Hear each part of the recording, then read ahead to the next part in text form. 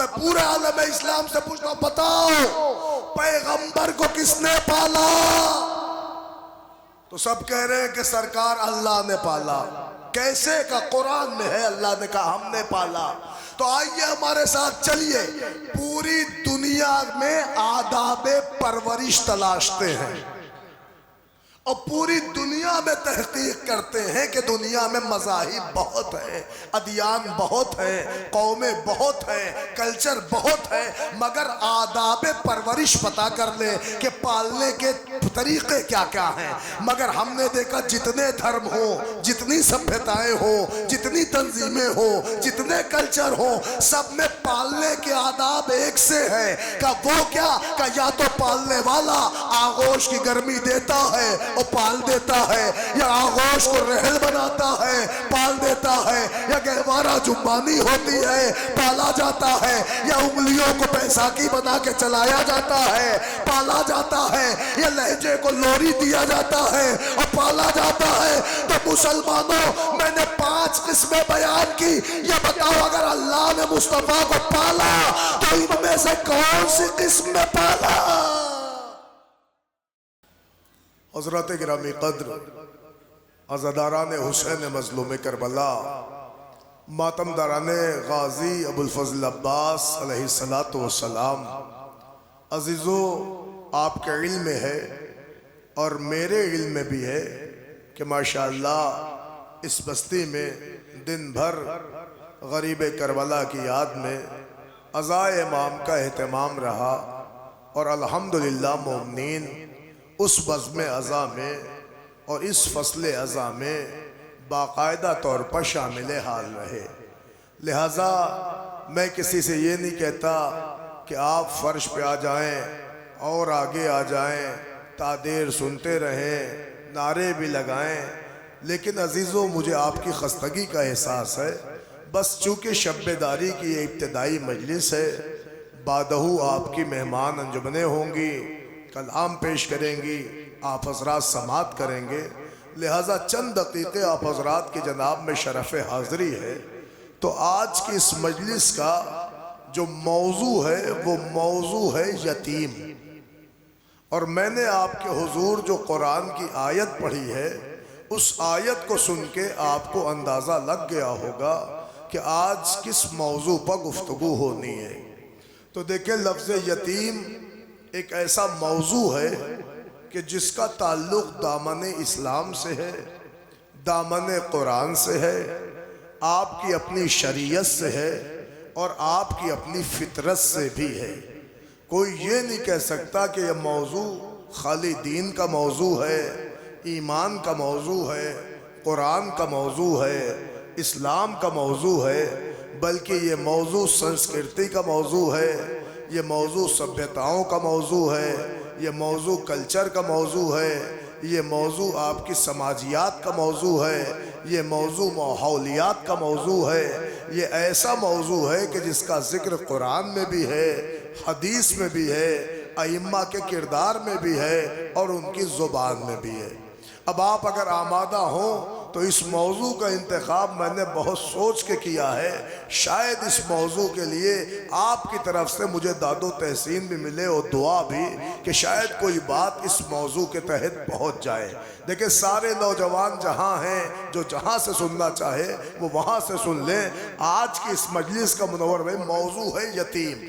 میں نے آپ کے حضور جو آیت پڑھی، وہ آیت ایسی آیت ہے کہ جس میں عہدہ دینے والے نے عہدہ لینے والے سے خطاب کرتے ہوئے ارشاد فرمایا، اور اس انداز سے ارشاد فرمایا کہ ایسا محسوس ہو رہا ہے کہ جیسے الوہیت اپنے دیرینہ احسانات کا اظہار کر رہی ہے اور محمد کی جبلیت کو جھنجھوڑ رہی ہے اور انہیں اپنے احسانات یاد کرا رہی ہے، اور ارشاد ہو رہا ہے الم یجد کا یتیمن فآوا۔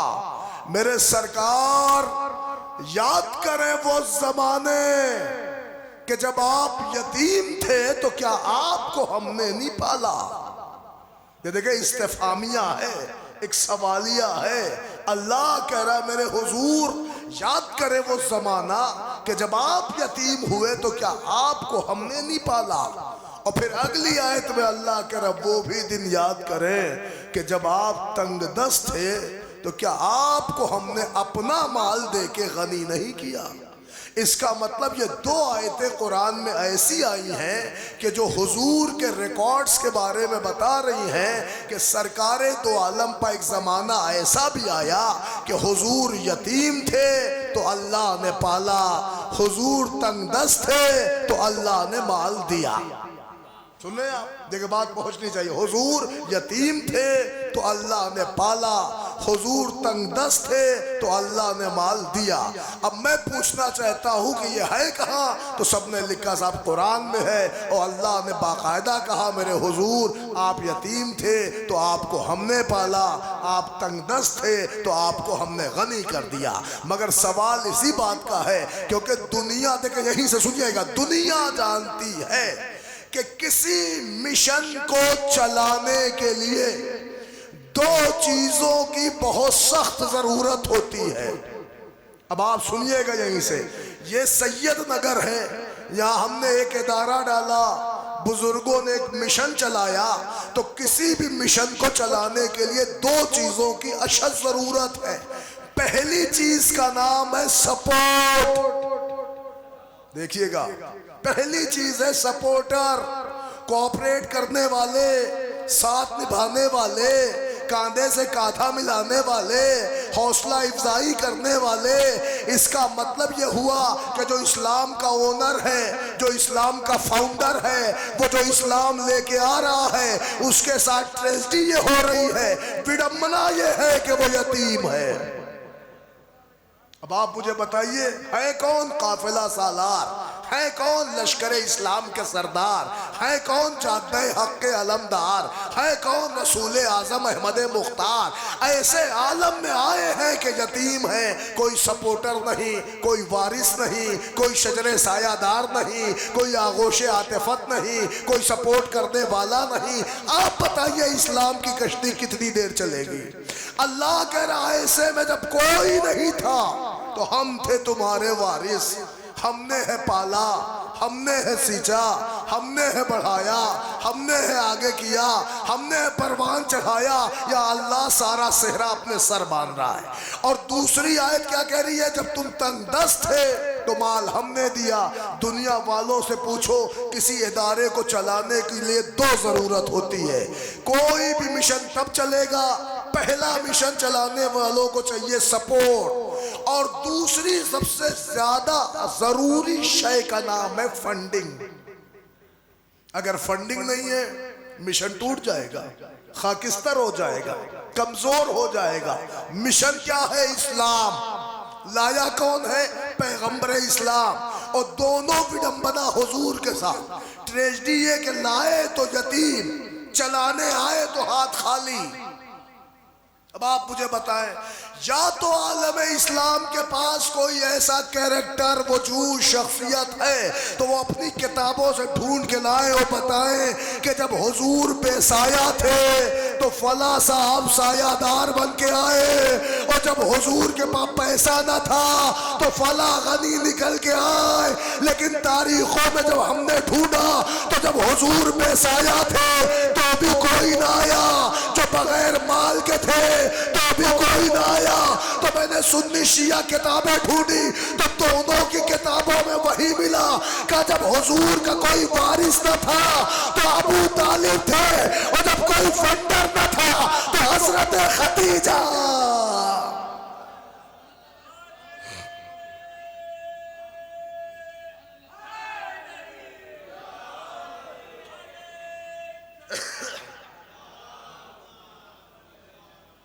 دیکھیں میں نے کہا تھا نا طولانی مجلس نہیں ہوگی، مگر جتنی ہوگی اتنی ایسی ہوگی کہ اگر ہمارا ینگسٹر طبقہ بھی سنے گا تو ان فیوچر کہیں بھی کسی سے ٹیبل ٹاک ہو جائے، کوئی آرگومنٹ ہو، کوئی مباحثہ ہو، کوئی ڈیبیٹ ہو، اپنی زبان میں کوئی پھنسائے تو عزیزان گرامی ہمارا جمان ایسا ہوگا کہ اگلے کو سیٹسفائی کرے گا. لیکن آپ سنیے پوری ذمہ داری سے ریفرنسز کے ساتھ, حوالوں کے ساتھ, سنی شیعہ کتابوں کے ساتھ, اللہ کہہ رہا ہم نے پالا, اللہ کہہ رہا ہم نے مال دیا. اور چھجول کے کہہ رہا رسالت سے جب تم یتیم تھے تو تمہیں ہم نے پالا, تم تنگ دست تھے تو تمہیں ہم نے مال دیا. اب میں پورے عالم اسلام سے پوچھتا ہوں, بتاؤ پیغمبر کو کس نے پالا؟ تو سب کہہ رہے ہیں کہ سرکار اللہ نے پالا. کیسے کا قرآن میں ہے اللہ نے کہا ہم نے پالا. تو آئیے ہمارے ساتھ چلیے, پوری دنیا میں آداب پرورش تلاشتے ہیں اور پوری دنیا میں تحقیق کرتے ہیں کہ دنیا میں مذاہب بہت ہیں, ادیان بہت ہیں, قومیں بہت ہیں, کلچر بہت ہے, مگر آداب پرورش پتا کر لے کہ پالنے کے طریقے کیا کیا ہیں. مگر ہم نے دیکھا جتنے دھرم ہوں, جتنی سبھیتائیں ہوں, جتنی تنظیمیں ہوں, جتنے کلچر ہوں, سب میں پالنے کے آداب ایک سے ہیں. کہ وہ کیا, کہ یا تو پالنے والا آغوش کی گرمی دیتا ہے اور پال دیتا ہے, یا آغوش کو رحل بناتا ہے پال دیتا ہے, یا گہوارہ جمبانی ہوتی ہے پالا جاتا ہے, یا انگلیوں کو بیساکھی بنا کے چلایا جاتا ہے پالا جاتا ہے, یا لہجے کو لوری دیا جاتا ہے اور پالا جاتا ہے. تو مسلمانوں میں نے 5 قسمیں بیان کی, یہ بتاؤ اگر اللہ نے مصطفیٰ کو پالا تو ان میں سے کون سی قسم میں پالا؟ آپ بتائیں, کیا اللہ آیا, کیا اس نے رسول کے لیے آغوش پھیلائی, کیا اپنے ہاتھوں کو رحل بنایا, کیا مصطفیٰ کو انگلی پکڑا کے اللہ نے چلوایا, کیا مصطفیٰ کو لوری سنائی؟ تو انہوں نے کہا للہ ایسا عقیدہ نہ بنانا, اس لیے کہ اگر ایسا عقیدہ بناؤ گے تو سورہ توحید منہ پہ تماچے مارے گا. کیوں؟ کہ اس لیے کہ وہ لم یلد ہے ولم یولد ہے.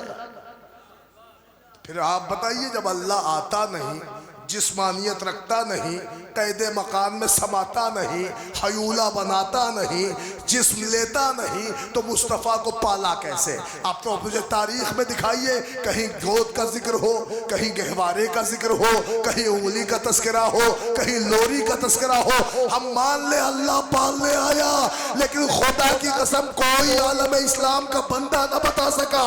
ہاں سب کے بزرگوں کی کتابوں نے بتایا کہ اصل میں اللہ پالنے نہیں آیا تھا, مگر کیا کریے گا, اسی مکے کی سرزمین سے ایک ایسا بندہ اس یتیم کو پالنے آیا کہ جس کے اندازے کفالت کو دیکھ کر مشیت جھوم اٹھی, اور اس نے کہا محمد جب تم یتیم ہوئے تو تم کو ہم نے پالا. اس کا مطلب فعل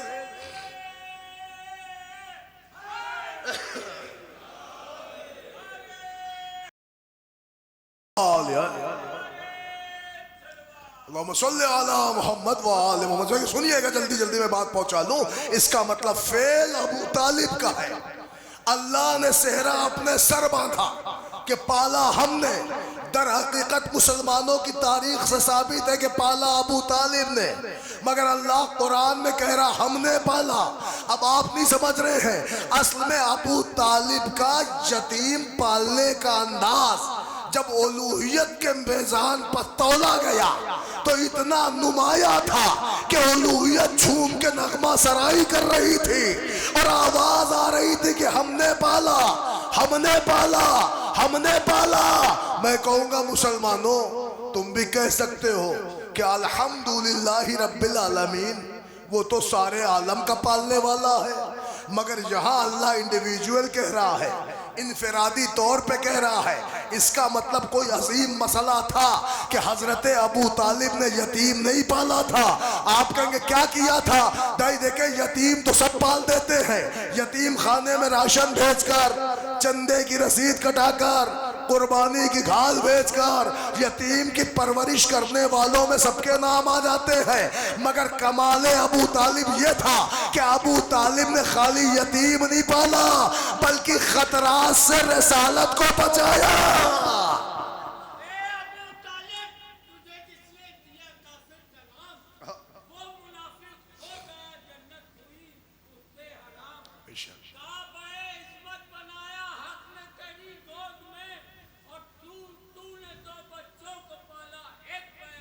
ایک امام نعرہ حیدری، جزاک اللہ۔ بس سنیں جلدی سے عزیزان گرامی، تو آپ محسوس کریں ایک آیت وہ ہے کہ جس میں اللہ کہہ رہا ہے تم یتیم تھے تو تم کو ہم نے پالا، اور ایک آیت وہ ہے جس میں اللہ کہہ رہا ہے کہ تم مال کے تھے تو تمہیں ہم نے غنی کیا۔ تو یہ بتاؤ مسلمانوں، جب اللہ پالنے نہیں آیا تو کس نے پالا؟ اور دوسری آیت اللہ کہہ رہا ہم نے تمہیں غنی بنایا۔ تو یہ بتاؤ جب محمد تنگ دست تھے، ہاتھ خالی تھا، مال تھا نہیں، حالات اچھے تھے نہیں، کنڈیشن کریٹیکل تھی، تو ایسے میں اللہ نے مال آ کے کب دیا؟ کیا ہنڈی محمد کے گھر آئی؟ کیا اللہ نے محمد کی انگنائی میں اشرفیاں بچھائیں اور سونے کی اشرفیوں کی بارش کر دی؟ کیا اللہ نے محمد کی زمین کے حجرے کی زمین کا سینہ چاک کیا اور محمد کے گھر میں دفینہ نکالا اور انہیں غنی کر دیا؟ کوئی تاریخ ہو تو دکھاؤ تو پتہ چلا نہ اشرفیوں کی بارش ہوئی، نہ گھر میں دفینہ نکلا، نہ کوئی پیسے دینے آیا۔ تو وجہ کیا ہے کہ کون تھی وہ ذات کہ جب عالم اسلام کو فنڈنگ کی ضرورت ہوئی، مصطفیٰ کو پیسے ملے اور کاروان اسلام آگے بڑھا۔ اب اگر شیعہ کتاب پڑھوں تو لوگ کہیں گے کہ صاحب یہ عقیدت ہے، لیکن عالم اسلام کے بزرگوں کی کتاب سنو تب سمجھ میں آئے گا حقیقت ہے۔ اب ہم نہیں کہتے، خلیفہ اول کہتے ہیں کہ جب مصطفیٰ کے حالات اور اسلام کی پوزیشن خراب ہوتی تھی تو محمد کسی اور کے دروازے پہ نہیں جاتے، میں ایک ہی دروازہ کھٹکھٹاتے تھے کہ جس کا نام تھا دہلیز خدیجہ۔ غور کیا آپ نے؟ دو دلیلیں، اس کا مطلب یتیم پالا تو ابو طالب نے، فنڈنگ کیا تو حضرت خدیجہ نے۔ اور ہاں آپ یہ بھی یقین سے سنیے، شیعہ سنی سب کے ہاں لکھا ہے، روضۃ الصفا سے لے کے بحار الانوار تک، بحار الانوار سے لے کے تبری تک، ہر ایک نے لکھا کہ جب مصطفیٰ تنہا تھے، یتیم تھے، تو آغوش کفالت ابو طالب کی ملی، اور جب مصطفیٰ تنگ دست تھے تو پیسہ سارا خدیجہ کا لگا۔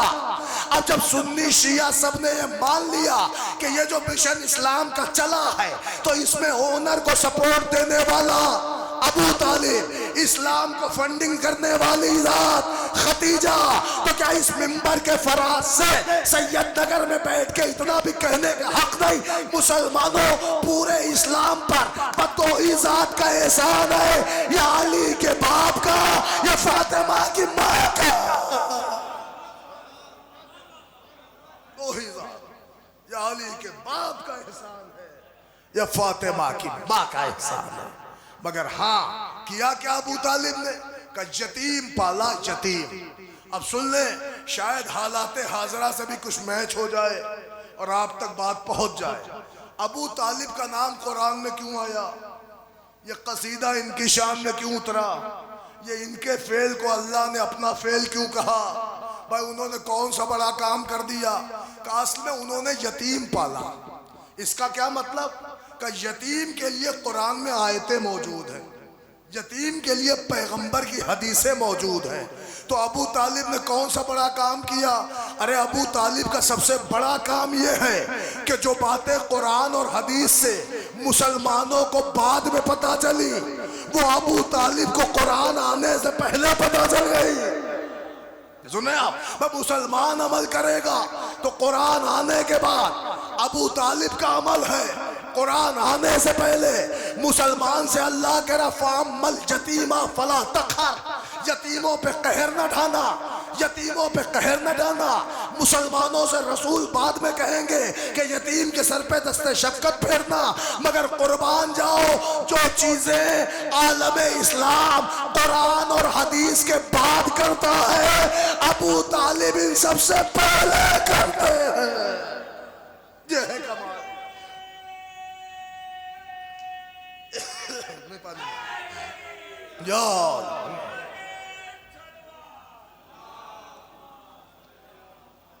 سنیے گا، دو ہی تین باتیں مجھے آپ تک پہنچانی ہے، لیکن یہ ہے کہ مجمع مختصر ہے مگر جامع ہے، بات پہنچنی چاہیے۔ تو سرکار ابو طالب نے کیا کیا؟ کہا صاحب یتیم پالا یتیم۔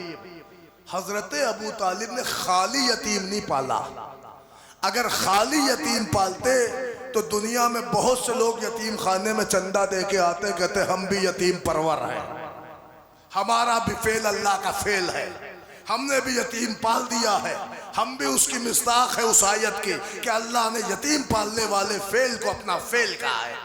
حضرت ابو طالب نے یتیم نہیں پالا، بلکہ انہوں نے یتیم کو خطرات سے بچایا ہے۔ اور سنیے پھر سنی شیعہ کتاب لکھا ہے کہ خطرات سے ایسے نہیں بچایا۔ سنی شیعہ سب کے ہاں شیب ابی طالب موجود ہے۔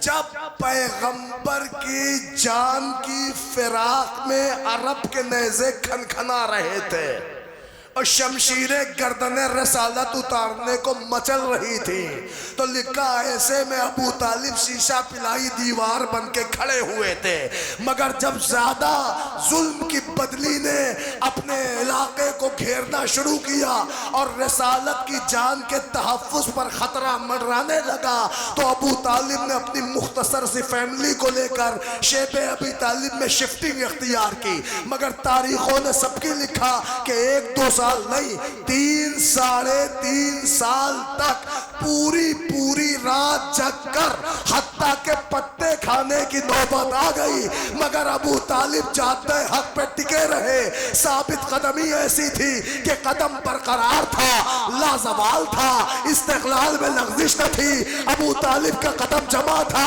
رسالت کی حفاظت جاری تھی۔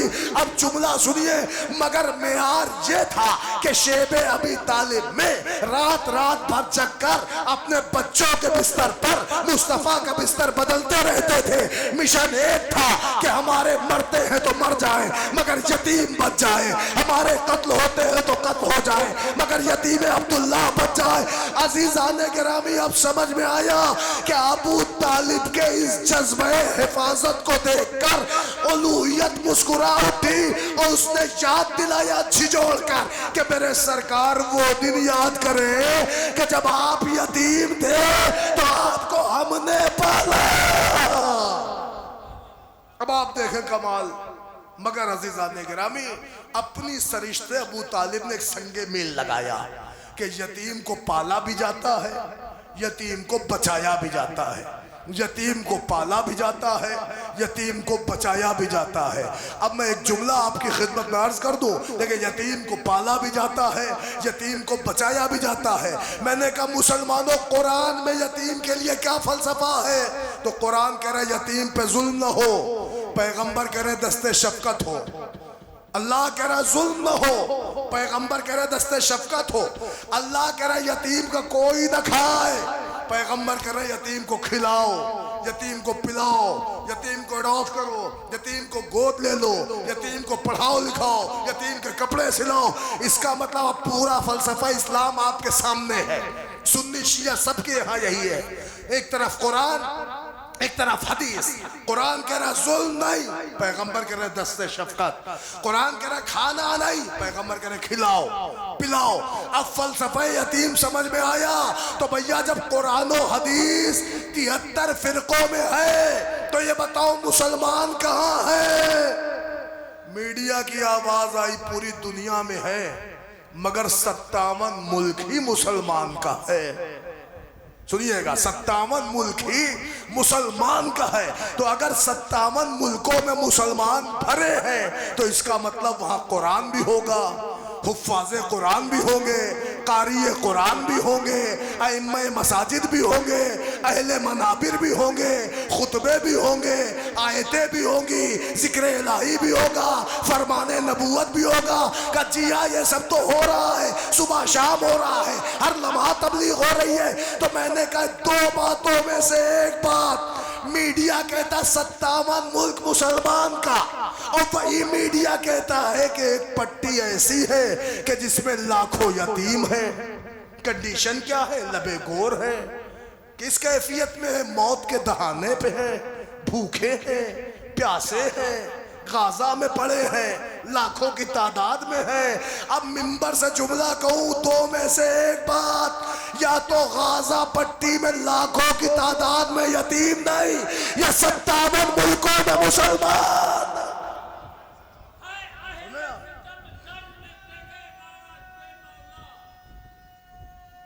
سن لے جلدی جلدی یا علی میں سنیے گا، یا تو غازہ پٹی میں یتیم نہیں یا 57 ملکوں میں مسلمان نہیں۔ میڈیا کہہ رہا دونوں رپورٹ صحیح، وہاں یتیم بھی ہیں وہاں مسلمان بھی ہیں۔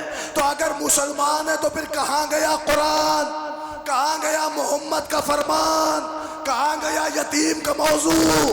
اب جملہ لے کے جائیے گا، خدا کی قسم عالم اسلام کے مسلمانوں کا مسلمان ہونے کا یہاں پر امتحان ہو رہا ہے کہ 2026 میں ساری کائنات میں ہر ایک کو کلیئرفیشن مل جائے کہ آخر مسلمان کہاں ہے، مسلمان کہاں ہے، مسلمان کہاں ہے۔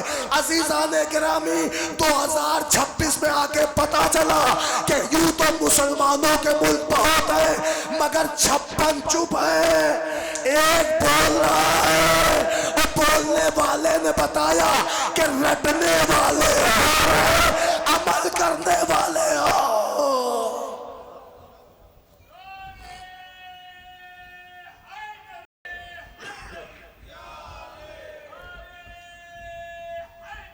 یا علی بس سن لیں آپ عزیزان گرامی، ایک ملک ایسا تھا کہ جس نے عام کے دنیا کو بتایا کہ دیکھو قرآن رٹنے والی قوم اور ہے اور قرآن پر عمل کرنے والی قوم اور ہے۔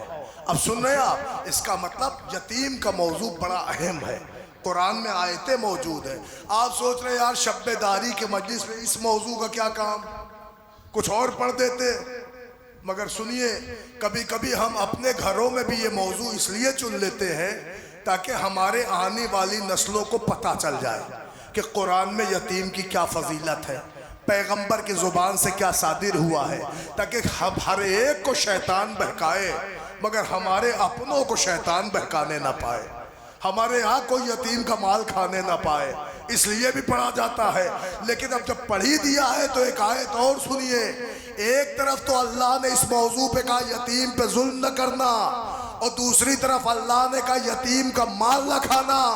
اب آئیے آپ کو قرآن دکھائیں، قرآن میں صاف صاف یتیم کے مدعے پہ اللہ نے کہا ہے کہ جس نے بھی مال یتیم کھایا، کوانٹٹی نہیں بیان ہوئی ہے کہ کتنا، جس نے بھی مال یتیم کھایا اس نے مال یتیم نہیں کھایا، اس نے اپنا شکم شعلہ جہنم سے بھر لیا۔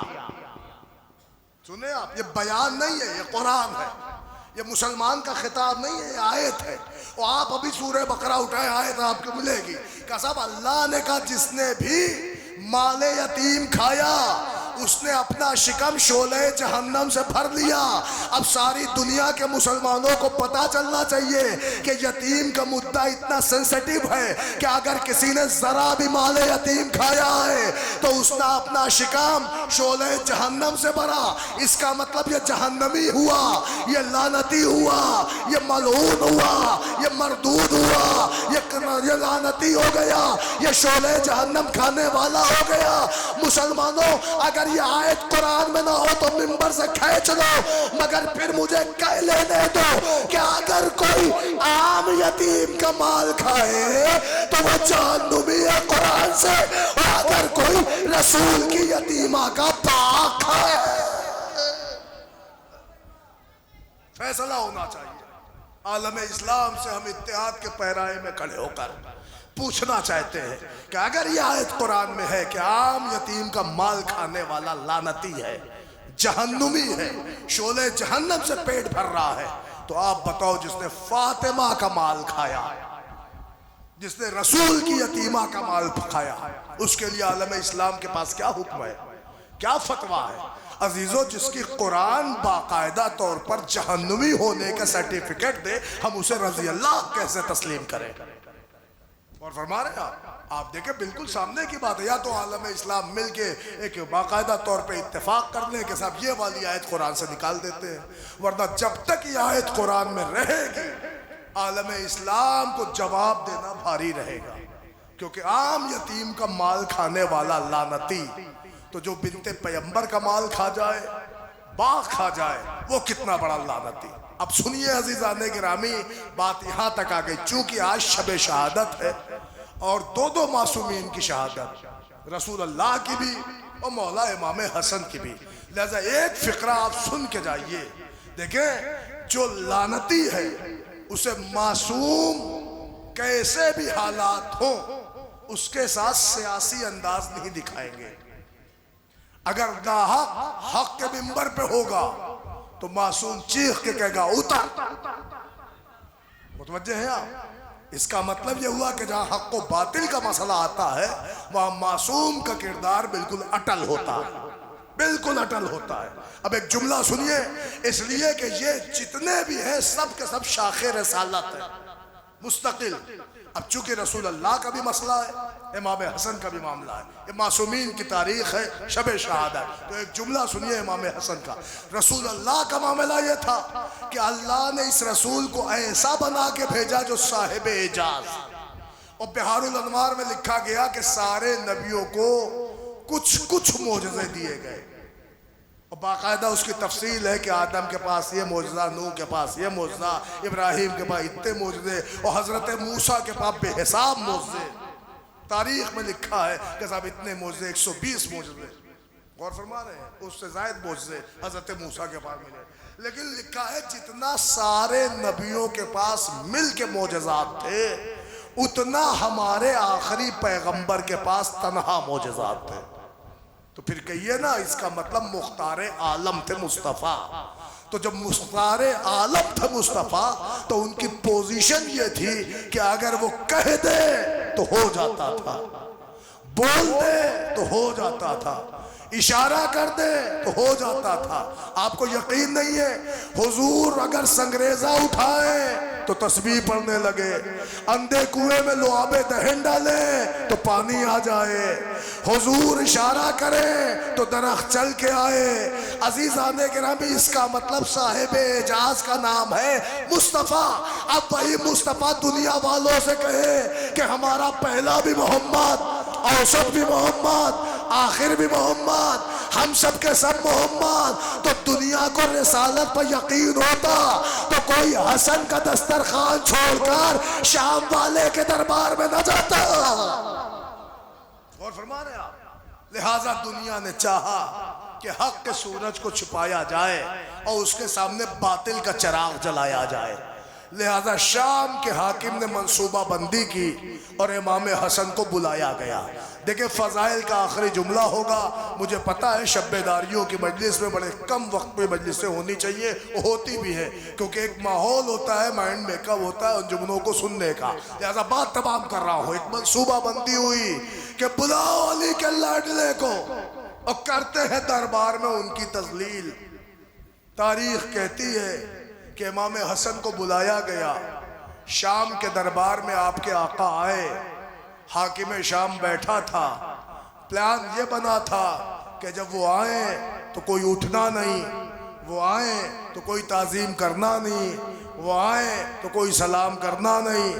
مگر تاریخ نے عجب منظر دکھایا، اس لیے کہ اب وہ آ رہا ہے کہ جس کے سر پر صحرا عزتوں کا وتعز من تشاء نے باندھا ہوا ہے. آئے امام تو ہوا کا ایک جھونکا چلا، پردے اڑے، پہلا قدم دربار میں رکھا. لوگ اپنی جگہ سے اٹھنا چاہتے تھے، اس سے پہلے حاکم خود اٹھ گیا. حاکم کو دیکھ کے درباری اٹھے. یہ تو بات کی خبر ہے کہ چیما گوئیاں ہوئی کہ کہاں کچھ تھا کیا کچھ ہے، مگر ہوا یہ کہ تاریخ کہتی ہے ایسے میں امام کو بٹھالا گیا اور ایک ایک کو حکم دیا گیا تم منبر پہ جاؤ، تم جاؤ، تم جاؤ، تم جاؤ. اب جتنے خریدے ہوئے شاعر آئے سب حاکم شام کا قصیدہ پڑھ لیں. اجی آپ کے دسترخوان کا کیا کہنا اور اس پہ بچھائی ہوئی ڈشز کا کیا کہنا. آپ کے ہاں تو دل مچل جاتا ہے، آپ کے ہاں سے کوئی خالی پیٹ نہیں جاتا، آپ کے ہاں ہر کوئی سیراب ہو جاتا ہے. آپ کا دسترخوان تو بالکل جنت کی نعمتوں سے کم نہیں ہے. ایک سے ایک شاعر آتے رہے اور حاکم شام کا قصیدہ پڑھتے رہے. جب سارے شاعر پڑھ چکے سنیں آپ تو ایک مرتبہ امام نے اجازت لی کہ ہم ذرا آگے بڑھیں. تو کہا آپ کیا کہیں گے؟ کہ کیا ہمیں اجازت ہے کہ ہم بھی سب کے سامنے کچھ بولیں؟ کہ ارے آپ کیا بولیں گے، اس لیے کہ ہمارے فضائل اتنے ہیں کہ اب یہاں کوئی کچھ بول نہیں سکتا. سنیں آپ اب سنیے جملہ، امامت گویا ہوئی، امام نے ارشاد فرمایا ان العرش سریری، یہ آسمان ہماری چارپائی ہے۔ اب سنیے آپ امامت کا جملہ، میرے پاس وضاحت کا وقت نہیں ہے، اگر میں وضاحت کروں تو گھنٹوں چاہیے۔ امام نے فرمایا ان العرش سریری، یہ آسمان ہمارا پائے تخت ہے۔ وہ پورا دربار جو امام کو ذلیل کرنے بیٹھا تھا، امام حسن گویا ہوئے کا سن، اب تک تو اوندی فوندی باتیں چل رہی تھی، اب حقیقت کے موتی اڑا رہا ہوں، اور جس کو چاہیے معرفت کے پردے دیکھے۔ امام نے کہا ان العرش سریری، یہ آسمان ہمارا پائے تخت ہے، والاحمد ضمیری، محمد ہمارے ضمیر کا نام ہے، وعلی امیری، علی ہمارے امیر کا نام ہے، والحسین وزیری، حسین میرے جانشین کا نام ہے۔ اور آگے بڑھ کے ایک جملہ کہا وجبرائیل فقیری، اور جبریل ہمارے خادم کا نام ہے۔ سن لیا آپ نے؟ پورا دربار دانتوں تلے انگلیاں کرنے بیٹھے تھے ذلیل، اب سب کے سامنے آپس میں ہو رہے ہیں ذلیل۔ امام نے کہا تجھے خبر ہے تم لوگ کس کے سامنے منہ پھاڑ رہے تھے؟ اور یہ سن، یہ آسمان ہمارا پائے تخت ہے، محمد ہمارے ضمیر ہے، علی ہمارا امیر ہے، حسین ہمارا وزیر ہے، جبریل ہمارا خادم ہے، نوکر ہے۔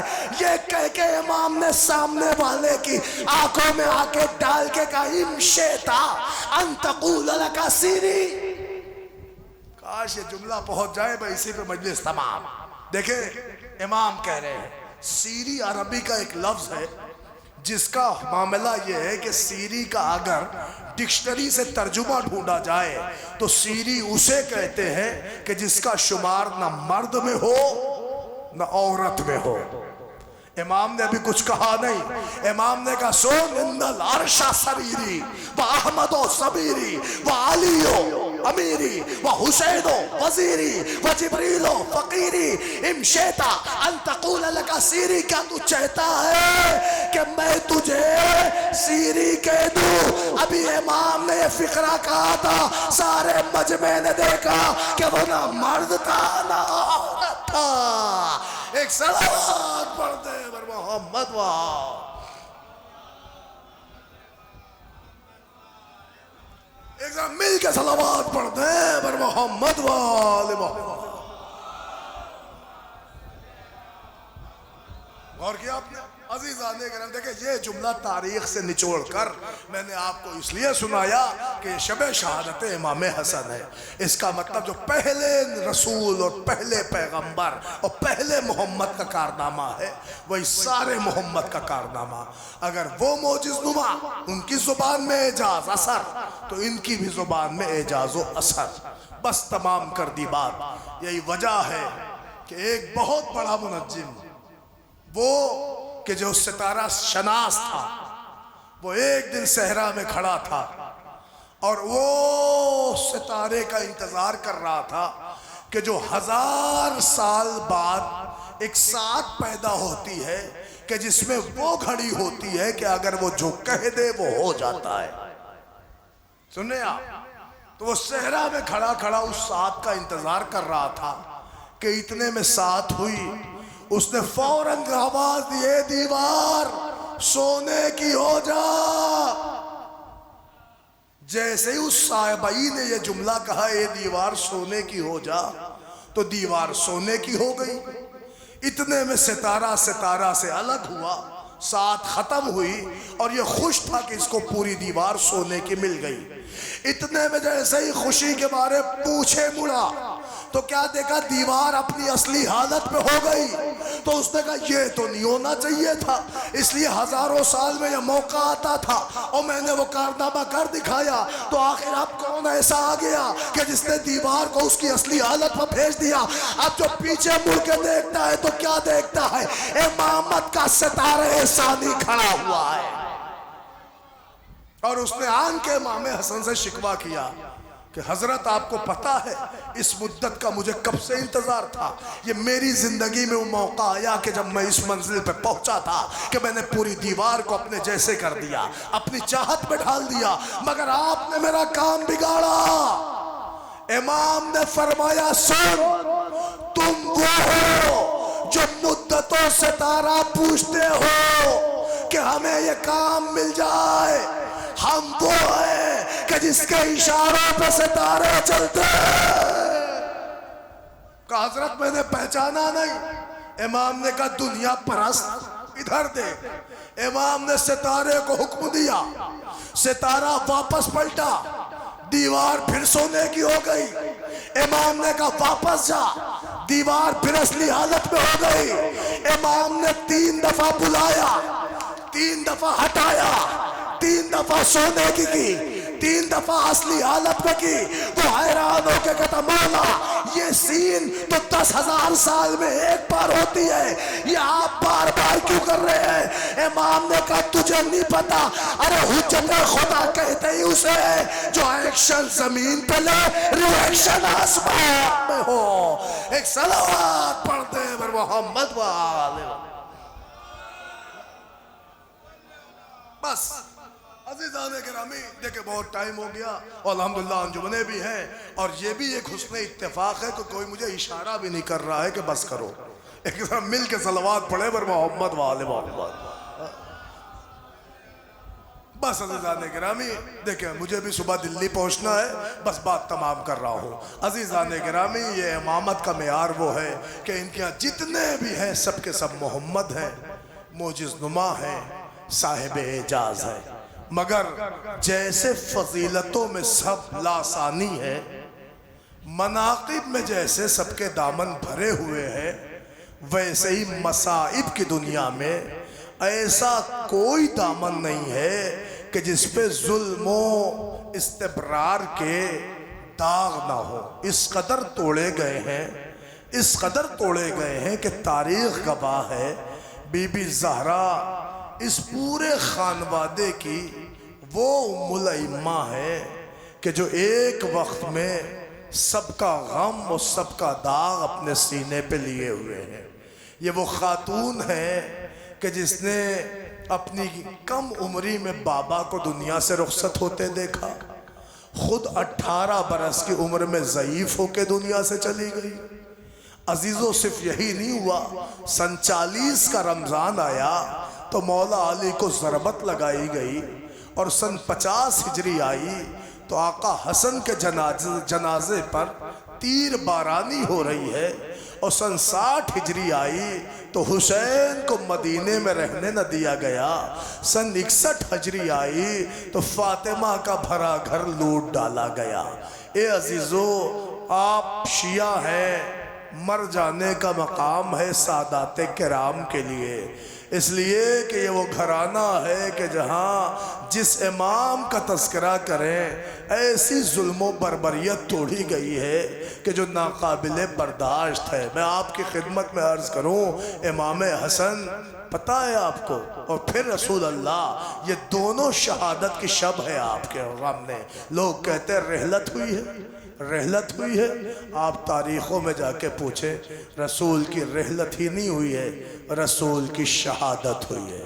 اس لیے کہ اسامہ کا لشکر بھیجنے کے بعد جس قدر رسول اللہ کو پریشان کیا گیا ہے، اور رسول اللہ کا دل توڑا گیا ہے، اور رسول اللہ کو طرح طرح کی چیزیں کھلائی گئی ہیں، تاریخ کا دامن خالی نہیں ہے اس سے۔